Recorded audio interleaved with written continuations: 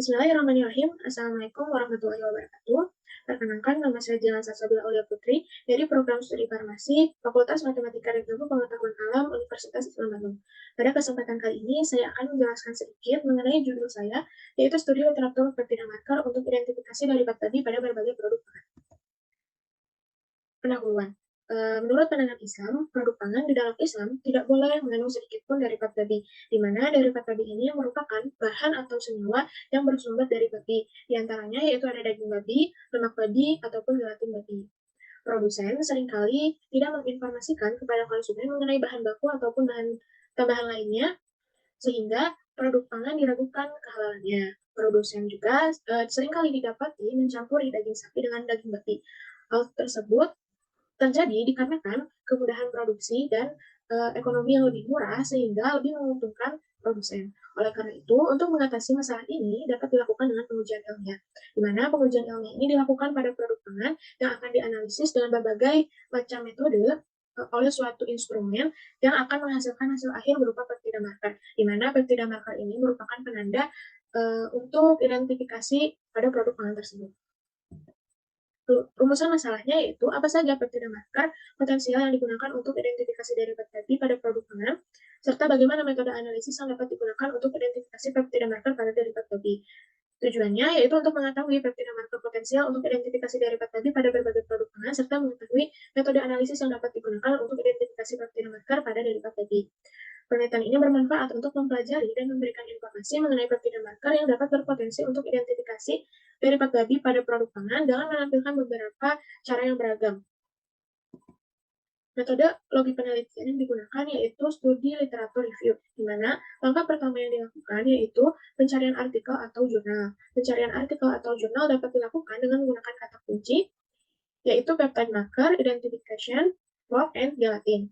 Kemudian langkah selanjutnya itu pengumpulan jurnal dan artikel. Setelah jurnal dan artikel dikumpulkan, langkah selanjutnya itu dimasukkan ke dalam kriteria inklusi dan eksklusi, di mana kriteria inklusinya yang pertama yaitu jurnal dari tahun 2013 sampai 2023 merupakan research article berbahasa Inggris, serta membahas peptida marker untuk identifikasi derivat babi pada produk pangan.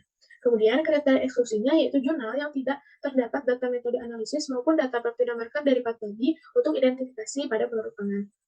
Setelah jurnal tersebut dikriteriakan sesuai kriteria inklusi dan eksklusi, jurnal tersebut diekstraksi data. Pengambilan datanya diambil dari 7 jurnal yang diambil dari ScienceDirect, PubMed, maupun Springer. Setelah jurnal tersebut diekstraksi data, maka dilakukan pembahasan dan kesimpulan. Berikut data tabel dari 7 jurnal yang mencakup jenis sampel, metode, urutan peptida marker, sumber, dan pustaka yang didapat. Hasil dan pembahasannya. Indonesia merupakan negara dengan mayoritas masyarakat beragama Islam, sehingga kehalalan suatu produk menjadi penting. Identifikasi ini dilakukan untuk memastikan bahwa produk makanan tersebut memiliki komposisi yang halal. Sampel yang digunakan pada penelitian ini yang berupa daging babi mentah maupun olahan serta gelatin babi, di mana daging babi atau produk olahannya digunakan karena diketahui mengandung protein. Protein ini mengalami degradasi yang kompleks di saluran cerna sehingga menghasilkan berbagai produk pencernaan dengan nasib yang berbeda. Selain itu, peptida marker yang berasal dari gelatin babi dapat digunakan untuk menentukan asal gelatin.